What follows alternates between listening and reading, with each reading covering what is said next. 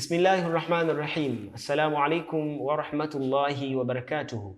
Alhamdulillah wassalatu wassalamu ala rasulillah wa ala alihi wa sahbihi wa mawalah wa ba'd.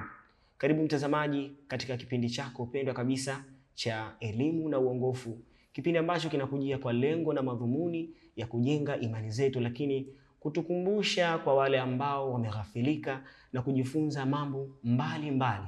Haya yote huyapati popote isipokuwa ndani ya chaneli yetu pendwa ya Rapta TV.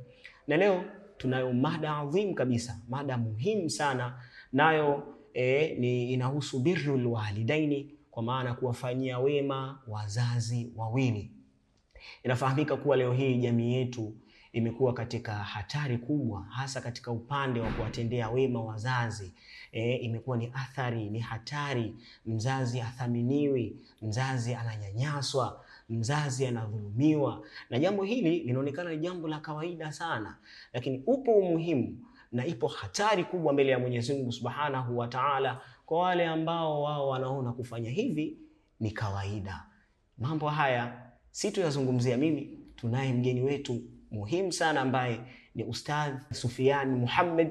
Yeye ndio atakayetuelezea, atakayetufundisha umuhimu wa kuwatendea wema wazazi wawili. Athari zake ni zipi, faida zake ni zipi, na hasara zake ni zipi? Uko nami Alhabib Musa. Karibu katika studio zetu za Rapta TV. Asante sana, alhamdulillah, ni pazuri, nimefurahi sana. Ustadh Sufyan Muhammad, Naam. Kwa nini dini inasisitiza sana umuhimu juu ya kuwafanyia wema wazazi wawili? Alhamdulillah rabbil alamin, wassalatu wassalamu ala ashrafil anbiya'i wa imamil mursalin wa ala alihi wa sahbihi ajma'in, amma ba'du. Ama baada ya kumshukuru Mwenyezi Mungu Subhanahu wa Ta'ala na kumtakia rehma na amani mtukufu wa daraja mtume wetu Muhammad sallallahu alaihi wasallam, swali ni zuri sana. Swali ni zuri sana kwa maana linazungumza katika mada yetu kama ambavyo umetanguza kusema ya birrul walidaini, kuwafanyia wema wazazi wawili. Swali ni zuri kwa sababu swala hili limepata sharafu kubwa sana na limeelezwa kwa ukubwa wake na yeye mwenyewe Mwenyezi Mungu Subhanahu wa Ta'ala. Ma inna min a'zamil huquqi ba'da haqqi Allahi Ta'ala haqqul walidaini, hakika miongoni mwa haki zilizokuwa kubwa mno baada ya haki ya Mwenyezi Mungu Subhanahu wa Ta'ala ni haki ya kuwatendea wema wazazi wawili. Na tukisema baada ya haki ya Mwenyezi Mungu Subhanahu wa Ta'ala, kwa maana ni kule kumwabudu. Kwa maana baada ya kumwabudu Mwenyezi Mungu Subhanahu wa Ta'ala, jambo linalofuata kwa ukubwa wake ni jambo la kuwatendea wema wazazi wawili. Kwa nini? Faqad qarana Allahu Ta'ala birrahuma bitauhidihi, hakika ameunganisha Mwenyezi Mungu Subhanahu wa Ta'ala katika nasu ya aya kule kuwatendea wema wazazi wawili pamoja na kumpokesha yeye katika ibada. Yaani ile swala la kuwatendea wema wazazi wawili limetajwa kwa ukubwa wake, na ni swala ambalo ni muhimu sana kwetu sisi wanadamu, kwa sababu Mwenyezi Mungu Subhanahu wa Ta'ala amelipa utukufu kwa sababu amelieleza na kuliunganisha pamoja na kumpokesha yeye katika ibada. Wakati aliposema Mwenyezi Mungu Subhanahu wa Ta'ala katika Qur'an, wa qadha rabbuka alla ta'budu illa iyyahu wa bil walidaini ihsanan imma yablughanna indaka al-kibara ahaduhuma au kilahuma fala taqul lahumā uffin wala tanharhuma wa qul lahumā qawlan karima. Mwenyezi Mungu Subhanahu wa Ta'ala katika aya hii anaeleza na anasisitiza umuhimu wa kuwatendea wema wazazi wawili pale aliposema wa qadha rabbuka alla ta'budu illa iyyahu, amekwisha hukumu Mola wako kwamba asiabudiwe yoyote isipokuwa yeye.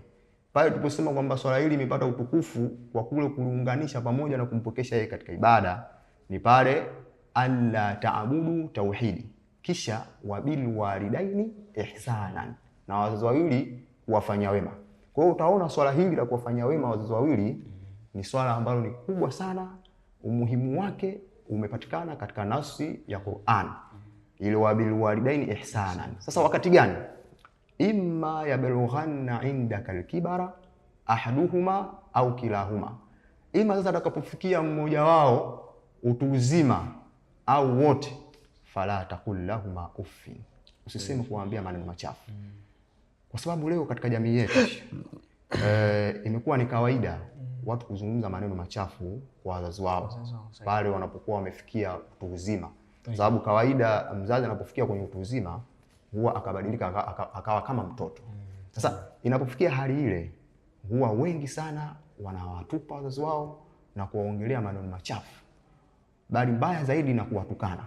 Kwa hiyo fala takullahuma uffin, kisha wala tanharhuma, na wala usiwakemelee, bali kinachotakiwa wakullahuma qawlan kariman layyinan wa tayyiban wa hasanan, yani uzungumze maneno yaliokuwa laini kwa wazazi wawili. Kwa hiyo swala la kuwatendea wema wazazi wawili, kwa mujibu wa swali hilo, nadhani majawabu yake yametoshelezwa kutokana na aya ya Mwenyezi Mungu Subhanahu wa Ta'ala. Sana Ustadhi Sufyan Muhammad. Naam. Swali lingine ni kuwa mtu anawezaje kuonyesha upendo na shukrani za dhati kwa wazazi wake wawili? Kuonyesha upendo kwa wazazi, kwanza tunabaki pale pale kwa mujibu wa swali lako, tunarudi kwenye ile aya. Tunarudi kwenye ule wajibu wa kuwatendea wema wazazi wawili. Ule wajibu wa kuwatendea wema wazazi wawili kuna kitu kinaitwa fi'lan wa qawlan, kwa yale maneno na vitendo vyako, na kipia na khidma, namna gani unawatumikia wale wazazi wako, unawafadhilisha, namna gani unatengeneza husnul muamala na wazazi wako. Ile upendo kwa wazazi ni pamoja na kule kutengeneza husnul muamala, yale matendeano yalikuwa mazuri, kwa maana wanapokuwa wanakuhitaji unaenda kwa wakati. Wanapokueleza majambo unatumia lugha nzuri, hata kama ikiwa jambo lile haliko sawa, unatakiwa uwe na hikma ya kuweza kuliendea lile jambo, kwa sababu wale ni wazazi wako, kutokana ile sharafu waliopewa katika Qur'ani. Kwa maana usikurupuke na wala usikemee kwa ukali. Kwa nini? Kwa hiyo kwa mujibu wa swali inabaki tu kwamba kinachotakiwa ni husnul muamala, kutengeneza matendeano mazuri ni moja ya sehemu ya upendo, kwa maana watakapokuhitaji kama ulivyosema uende kwa wakati. Kama ulikuwa unawatumikia basi uendelee kule kufanya jambo hilo. Na hapa nisisitize kitu kimoja, afwan, kutokana na hali jinsi zilivyo kwa sasa hivi, kumekuwa na hali mbaya sana. Miongoni mwa kitu ambacho kimesababisha baadhi ya vijana wavunje hii ibada ya kuwatendea wema wazazi wawili, mmoja wapo utagundua ni baadhi ya ndoa. Kuna baadhi ya ndoa zinasababisha baadhi ya vijana kutoka katika twaa, kutoka katika ile amri ya Mwenyezi Mungu Subhanahu wa Ta'ala aliyotueleza katika Qur'ani, kwa sababu nakuta kijana kabla hajaoa anakuwa yuko beneti sana wazazi wake, anawatendea wema katika kila hali, anawapenda, khidma zote anafanya, lakini anapokuwa amekuja kuoa, ameshaoa tayari, ile mienendo ile hali inabadilika, na inabadilisha. Unakuta ni baadhi ya wanawake hao, si wote, baadhi ya wanawake unakuta anamlaghai. Unakuta kama alikopo kila baada ya miezi mitatu, labda mathalan yeye yuko mjini anatafuta riziki, wazazi wake wako mikoani, unakuta kwenye kila baada ya miezi mitatu, mwezi mmoja lazima akawatembelee wazazi wake. Kwa siku kama alikuwa anawajulia hali wazazi wake mara 3, unakuta kwa kule kulaghaiwa na ule mwanamke zinapungua, na kuwa anawajulia mara 1, zinabaki 2. Sasa inakwenda ile hali mpaka anatoka kabisa katika swala la kuwatendea wema wazazi wake, bali anakuwa na dili na familia ya nani?